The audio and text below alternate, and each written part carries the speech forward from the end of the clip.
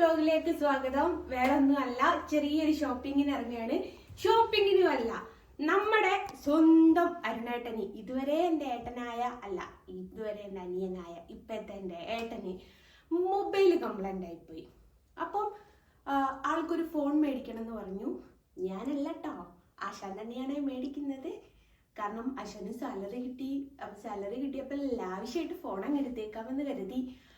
അപ്പോൾ മറ്റേ നമ്മുടെ മൈജിയിലേക്ക് പോവാണ് ഫോൺ മേടിക്കാൻ വേണ്ടിയിട്ട്. പിന്നെ ഒരു കാര്യം, എന്നെ കണ്ട എങ്ങനെയുണ്ട് ഗൈസ്? കാണാൻ ഭംഗിയുണ്ടോ? മറ്റൊന്നുമല്ല പൊന്നാര മക്കളെ, ശോഭികയെ പോയിട്ട് ആ സ്ത്രീ എന്നോട് അങ്ങനെ കാണിച്ചതിന് ശേഷം, അപ്പൊ ഫസ്റ്റ് ആണ് ഈ ഒരു വീഡിയോ ആരെങ്കിലും കാണുന്നത് എന്ന് വെച്ചാൽ ഏത് സ്ത്രീ എങ്ങനെ കാണിച്ചു എന്ന് ഒരു സംശയം അടിക്കണ്ട. ഒന്നുമല്ല, ഞാൻ ശോഭികയില് ഒരു ഡ്രസ്സ് എടുക്കാൻ വേണ്ടിയിട്ട് പോയിട്ടുണ്ടായിരുന്നു. ഒരു നോർമൽ ഒരു ജീൻസും ടോപ്പും ആയിരുന്നു ഇട്ടത്. അപ്പൊ ആ ലേഡി ആ ജീൻസും ടോപ്പും വെച്ചിട്ട് നമ്മളെ കമ്പയർ ചെയ്തു. അത് എനിക്ക് വളരെ ഇൻസൾട്ട് ആയിട്ടുള്ളൊരു മൊമെന്റ് ആയിരുന്നു അത്. കാരണം നമ്മളെ ഡ്രസ്സ് നോക്കിയിട്ട് ആരും നമ്മളെ വിലയിരുത്തരുത്. അപ്പൊ ആ സ്ത്രീയോട് ഞാനൊരു നോർമൽ ചുരിദാർ എടുക്കാൻ വന്നപ്പോൾ എന്നോട് പറഞ്ഞു, നോർമൽ ചുരിദാറിനൊക്കെ 2500 രൂപ വരും കേട്ടോ.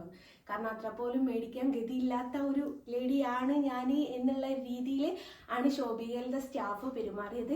ഉള്ളത് പറയാലോ, ശോഭികയിലെ സ്റ്റാഫ് പറ്റാപ്പത്ത. അവൾക്ക് ആൾക്കാർ എങ്ങനെയാണോ ഡ്രസ്സിങ് രീതി ചെയ്യുന്നത് അതിനനുസരിച്ച് അവർ നമ്മളെടുത്തും പെരുമാറുള്ളൂ. അപ്പൊ ശോഭികയെ പോകുന്നവരാണെങ്കിൽ ശ്രദ്ധിച്ചോളി, നല്ല പിഷാരടിന്റെ മാതിരി അടിപൊളി ഡ്രസ്സിൽ മാത്രം പോയാൽ നിങ്ങൾക്ക് നല്ല സ്വീകരണം കിട്ടും. അല്ലാതെ ലോക്കൽ ഡ്രസ്സ് പോയാൽ പൊന്നാര മക്കളെ നിങ്ങൾക്ക് അവിടെ ഒരു സ്വീകരണവും കിട്ടൂല. പിഷാരടി ചെയ്തതിന്റെ മാതിരി ഹോസ്പിറ്റലിൽ പാർട്ടി വെയർ ഇട്ട് പോയിക്കോളാണ്ടി. അങ്ങനെ പോയാൽ ശോഭികയിൽ നിങ്ങൾക്ക് തീർച്ചയായിട്ടും ഒരു സ്വീകരണം കിട്ടും. അല്ലാതെ പോകുന്ന ഒരു മനുഷ്യനും അവിടെ സ്വീകരണം കിട്ടൂല. ഇതെനിക്ക് ഒരുപാട് തവണ എനിക്ക് അനുഭവപ്പെട്ട ഒരു സംഭവമാണ്. അതുകൊണ്ടാണ് ഞാൻ കോസ്റ്റ്യൂമിന്റെ കാര്യം നോക്കിയേ. ഇനി ഇന്ന് 3G തന്നെ വിലയിരുത്തുവോ ആവോ? മൈജിന്ന് 3G ആയിപ്പോയി. പണ്ടത്തെ 3G എന്നുള്ള ആ ഒരു ഇതിലായിപ്പോയി. അപ്പം മൈജിന്ന് തന്നെ വിലയിരുത്തുവോ ആവോ എന്നുള്ളത് നമുക്ക് അവിടെ പോയിട്ട് കണ്ടറിയാം. കാരണം ഇപ്പോഴത്തെ കാലത്ത് പണമുണ്ട് എന്ന് പറഞ്ഞിട്ട് കാര്യമില്ലല്ലോ, അത് ലാവിഷായിട്ട് ഇറങ്ങിയാലല്ലേ നമുക്കൊരു നിലയും വിലയൊക്കെ കിട്ടുള്ളൂ. ഏതായാലും അവിടെ പോയി നോക്കാം എന്താവും അവസ്ഥ എന്നുള്ളത്. വാ പൊരി കൂട്ടത്തിൽ ഞാൻ അരുണേട്ടനെയും കാണിച്ചു തരാം കേട്ടോ. ഓക്കെ അരുണേട്ടൻ വന്നു. അരുണേട്ടൻ ഇന്നും പുതിയ മുഫീല് കിട്ടും, അതിന്റെ സന്തോഷത്തിലാണ്. സാലറി കിട്ടിയതിന്റെ ചെലവുണ്ട് കേട്ടോ, അത് ലോവിഷായിട്ട് ഞാൻ ചെലവ് ചെയ്യിക്കും. അതാണ്ടാ ഞാൻ. അപ്പോൾ ഇപ്പം നമ്മള് മൈജിയിലേക്കാണ് പോകുന്നത് മൊബൈൽ എടുക്കാൻ വേണ്ടിയിട്ട്.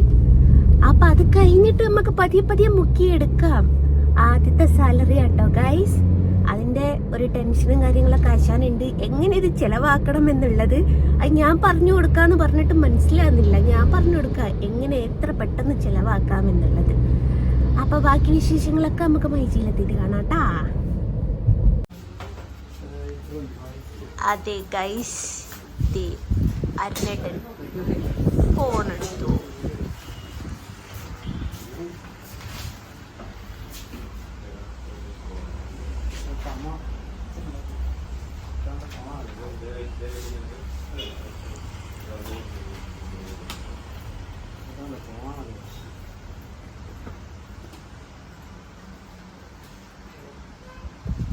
ഫുള്ള് പൊളിച്ച ആള് എന്നിട്ടേ കിട്ടുള്ളൂ.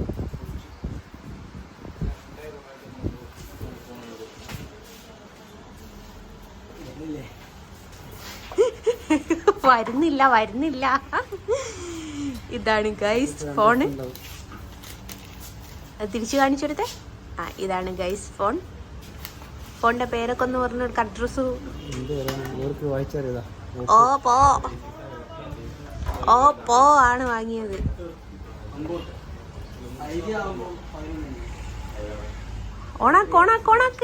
ഓണക്കളിയാ.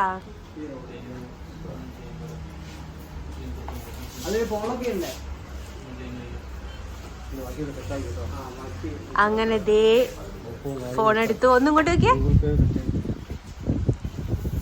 പുതിയ ഫോണ്. പഴയ ഫോൺ എന്തായി എന്നുള്ള, പഴയ ഫോൺ എന്ത് പറ്റി എന്നുള്ളതൊന്ന് പറഞ്ഞോടി. അടക്ക് എങ്ങനെ പൊട്ടി? എറിഞ്ഞു പൊട്ടിച്ചു. എന്തിനെന്നറിയോ? ഫോണ് ചാർജ് തീർന്ന് ഓഫായി പോയതിന്റെ ദേഷ്യം തീർത്തതാണ് പഴയ ഫോണ്. അപ്പൊ പുതിയ ഫോൺ എടുത്തിട്ടുണ്ട്. ഇതിനി എത്ര കാലം ഓടും എന്നുള്ളത് നമുക്ക് നോക്കാം. അപ്പൊ അതെ ഫോണും കാര്യങ്ങളൊക്കെ കിട്ടി.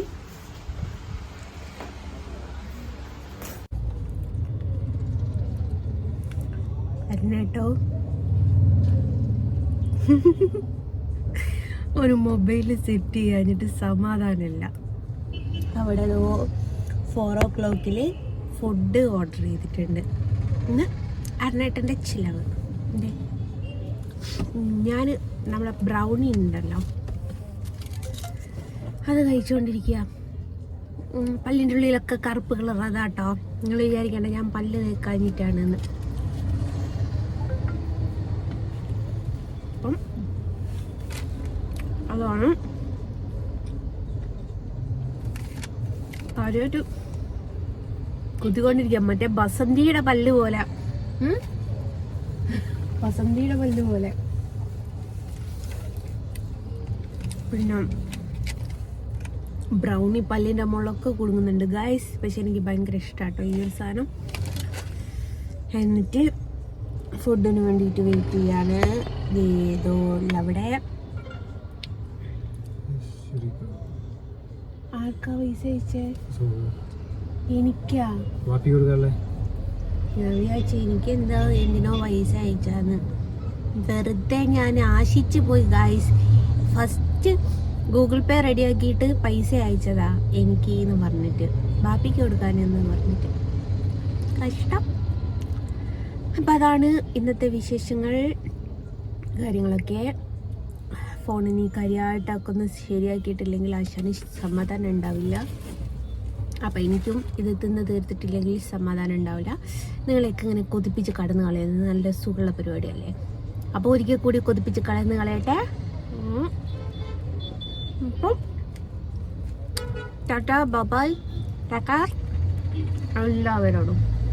ഓക്കെ, ഫുഡ് ഓർഡർ ചെയ്തതൊക്കെ കിട്ടി. പിന്നെ ഞാൻ പ്രത്യേകിച്ചൊരു കാര്യം പറയാണ്. മറ്റാരോടും അല്ല, ഉത്തര ഉണ്ണിനോടാണ്. ഉത്തര ഉണ്ണിയെ കുട്ടിയെ കൂടിയുള്ള സാധനങ്ങൾ ഞാൻ വാങ്ങി വണ്ടിയിൽ വെച്ചിട്ടുണ്ട് കേട്ടോ. അപ്പോൾ ഈ വീഡിയോ ഫസ്റ്റ് ടൈമാണ് ആരെങ്കിലും കാണുന്നതെങ്കിൽ എന്താ ഈ ഉത്തര ഉണ്ണിനോട് മാത്രം ഇങ്ങനെയാ എന്ന് ചിന്തിക്കും. ഉത്തര ഉണ്ണി എന്ന് പറഞ്ഞിട്ടുള്ള ഒരു യൂട്യൂബർ ഒരു റിയാക്ഷൻ വീഡിയോ ഇട്ടതാണ്. ഞാൻ വലിയ വലിയ 5 സ്റ്റാർ ഹോട്ടലുകളിൽ കയറിയിട്ട് ഭക്ഷണം കഴിക്കും പോലും, എന്നിട്ട് എൻ്റെ കുഞ്ഞുങ്ങൾക്ക് കൊടുക്കാതെയാണ് പോലും ഞാനത് കഴിക്കുന്നത്. ആ വീഡിയോ എന്നിട്ട് കുട്ടികൾ കാണുമ്പം വിഷമം തോന്നില്ലേന്ന്. കാരണം ഉത്തര ഉണ്ണി അങ്ങനെയാ ചെയ്യുന്നതെന്ന് വിചാരിച്ച് എല്ലാവരും അങ്ങനെയാ ചെയ്യുന്നതെന്നുള്ളൊരു ചിന്താഗതിയാണ് ആ തള്ളച്ചിക്ക്. അപ്പം ഉത്തര ഉണ്ണി കേൾക്കാൻ വേണ്ടിയിട്ട് പറയാണ്, കുട്ടികൾക്കുള്ളത് ഞാൻ വാങ്ങിയിട്ടുണ്ട് കേട്ടോ. അത് ഇനി അടുത്ത റിയാക്ഷൻ വീഡിയോ ചെയ്യണ്ട, കുട്ടികൾക്കുള്ളത് വാങ്ങിയിട്ടില്ല എന്നുള്ളത്. അതുകൊണ്ട് പറഞ്ഞതാണ്. അപ്പോൾ ഈ വീഡിയോ ഇത്ര മാത്രമേ ഉള്ളൂ കേട്ടോ. അപ്പോൾ എല്ലാവർക്കും ടാറ്റാ ബൈ.